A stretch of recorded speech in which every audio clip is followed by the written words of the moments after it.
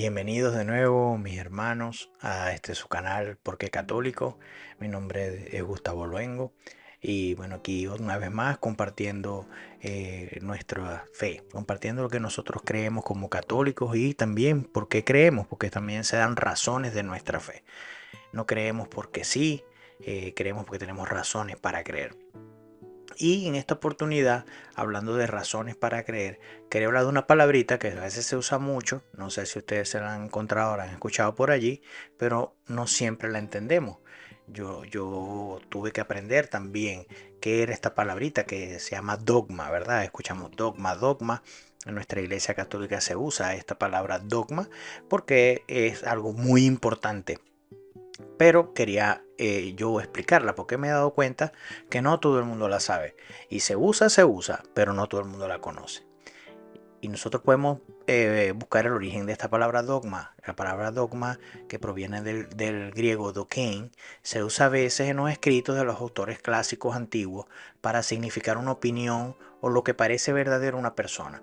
Otras veces para señalar una doctrina o una posición filosófica. A veces también se refiere a un decreto o una ordenanza pública. En la Biblia, en la Sagrada Escritura, se usa en algunos casos con el sentido de decreto o un edicto de una autoridad civil, como lo podemos ver por ejemplo en Lucas 2.1, que dice: sucedió que por aquellos días salió un edicto, edictum, dogma de César Augusto. Pero en la Iglesia Católica, siguiendo una larga tradición, actualmente entendemos por dogma una verdad que pertenece al campo de la fe o de la moral, que ha sido revelada por Dios y transmitida de los apóstoles, bien sea a través de la Escritura o a través de la tradición, y propuesta por la Iglesia para su aceptación por parte de los fieles. En resumen, podemos decir que un dogma es una verdad revelada definida por la Iglesia.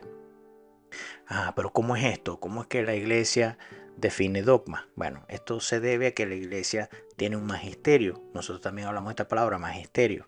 El magisterio de la iglesia, según el catecismo de la iglesia católica, dice en el artículo 85 así: el oficio de interpretar auténticamente la palabra de Dios, oral o escrita, ha sido encomendada solo al magisterio vivo de la iglesia, el cual lo ejercita en nombre de Jesucristo, es decir, a los obispos en comunión con el sucesor de Pedro, el obispo de Roma. En el artículo 86 dice así: el magisterio no está por encima de la palabra de Dios, sino a su servicio, para enseñar puramente lo transmitido, pues por mandato divino y con la asistencia del Espíritu Santo, lo escucha devotamente, lo custodia celosamente, lo explica fielmente y de este único depósito de la fe saca todo lo que propone como revelado por Dios para ser creído.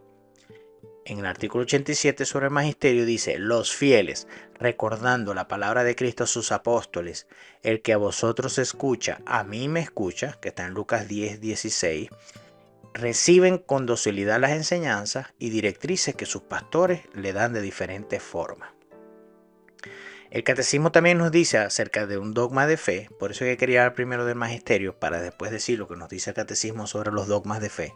Dicen así, en el artículo 88, el magisterio de la Iglesia ejerce plenamente la autoridad que tiene de Cristo cuando define dogma, es decir, cuando propone de una forma que obliga al pueblo cristiano a una adhesión irrevocable de fe, verdades contenidas en la revelación divina, o también cuando propone de una manera definitiva verdades que tienen con ellas un vínculo necesario, o sea que son vinculantes. En el 89 dice: existe un vínculo orgánico entre nuestra vida espiritual y los dogmas.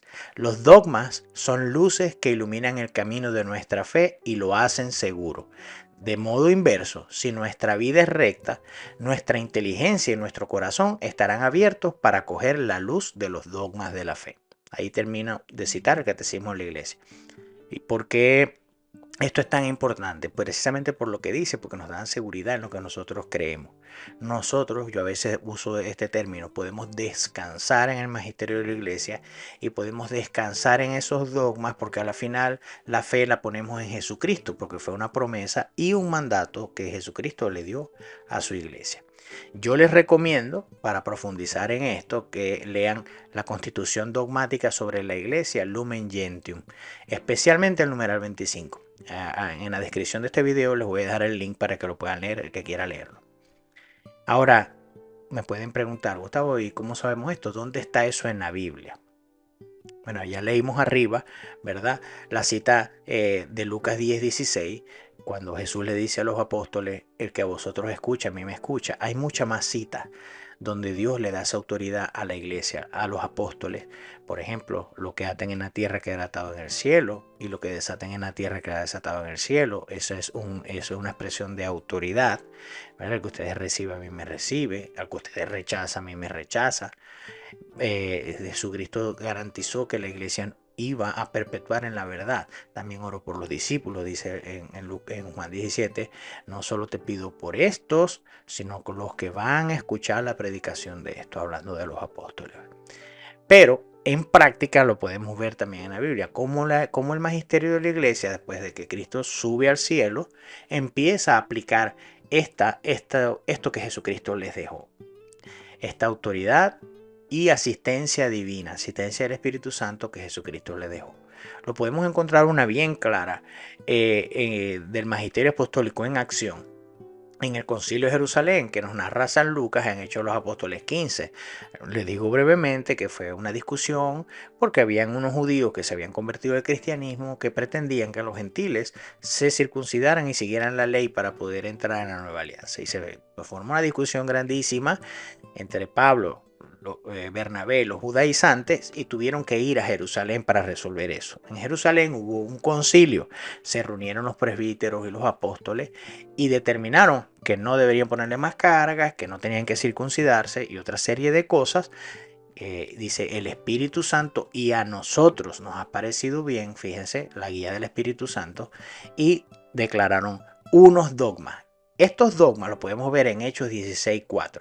Dice así: conforme iban pasando por las ciudades, les iban entregando para que las observasen las decisiones, dogmas, tomadas por los apóstoles y presbíteros en Jerusalén. ¿Se dan cuenta? La iglesia inmediatamente empezó a hacer uso de esto. El magisterio empezó a declarar dogmas de fe que eran vinculantes para todos los cristianos. Esto es lo que la iglesia viene haciendo por orden y con autoridad delegada por nuestro Señor Jesucristo, desde el principio del cristianismo, como nos dice la evidencia histórica, por ejemplo, de los concilios.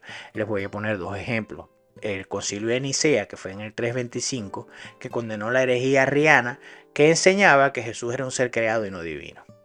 En el de Constantinopla, que confirmó el concilio de Nicea, condenando de nuevo el arrianismo y el semi-arrianismo. También derrotó la herejía del macedonianismo, que esta herejía negaba la divinidad del Espíritu Santo, y declaró el dogma de la Santísima Trinidad, así como también se estableció el credo niceno-constantinopolitano, que todavía nosotros lo seguimos y lo proclamamos, sobre todo en la misa dominical. Y es la base, por ejemplo, del catecismo, cuando nos enseñan el catecismo, el credo niceno-constantinopolitano. Esto viene de allá. La iglesia, con la autoridad que le dio Cristo, declaró estos dogmas de fe que deben ser creídos. Ahora, ¿cuántos y cuáles son los dogmas de nuestra fe católica? Son 44 dogmas. Yo se los voy a leer rapidito, pero después les voy a dejar un link para que ustedes puedan profundizar un poquito en esto. Primero son los dogmas sobre Dios, la existencia de Dios como objeto de fe, la unidad de Dios, Dios es eterno, la Santísima Trinidad, Jesucristo es verdadero Dios, el Hijo de Dios por esencia.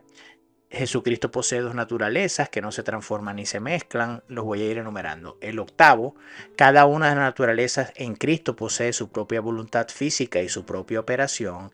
El noveno, Jesucristo, además de hombre, es el Hijo natural de Dios. El décimo, Cristo se sacrificó en la cruz como verdadero y propio sacrificio. El 11, Cristo nos rescató y reconcilió con Dios por medio del sacrificio de su muerte en la cruz. El 12, al tercer día resucitó de su muerte.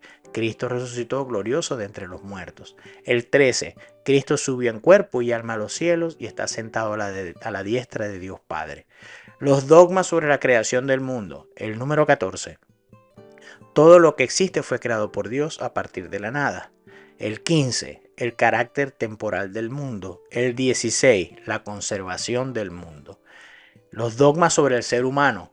El número 17, el hombre está formado por cuerpo material y alma espiritual. El 18, el pecado de Adán y Eva se propaga a todos sus descendientes por generación, no por imitación.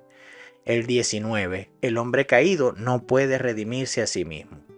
Los dogmas marianos, la Inmaculada Concepción de María es el 20, el 21, la Perpetua Virginidad de María, el 22, María, Madre de Dios, el 23, la Asunción de María. Ahora, dogmas sobre el Papa y la Iglesia. Número 24. La Iglesia fue fundada por el Dios hombre Jesucristo.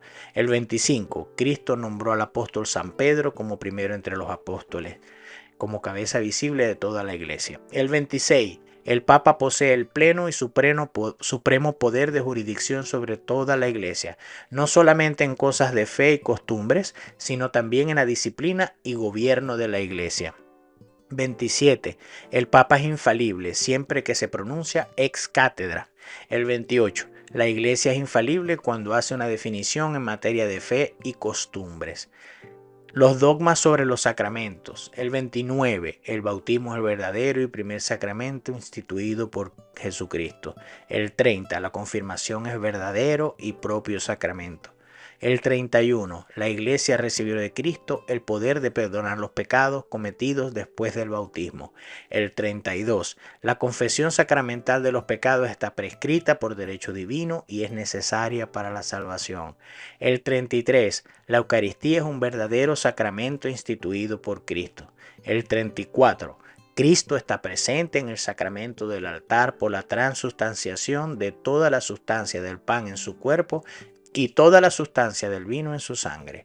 El 35. La unción de los enfermos es verdadero y propio sacramento instituido por Cristo. El 36. El orden sagrado es verdadero y propio sacramento instituido por Cristo. El 37. El matrimonio es verdadero y propio sacramento. Y por último, los dogmas sobre las últimas cosas. El 38. La muerte y su origen. El 39, el cielo. El 40, el infierno. El 41, el purgatorio. El 42, el fin del mundo y la segunda venida de Cristo. El 43, la resurrección de los muertos en el último día. Y el 44, el juicio universal. Estos son los 44 dogmas de nuestra Iglesia Católica. Valdría la pena profundizar en todos. ¿Qué les parece a ustedes? Porque si nosotros negamos uno de estos dogmas, nos estamos separando de la Iglesia. A menos que sea, por supuesto, por desconocimiento. Pero de verdad que es un enriquecimiento para nuestra vida espiritual y nuestra comunión con la Iglesia de Cristo, conocer bien los dogmas que ella nos enseña.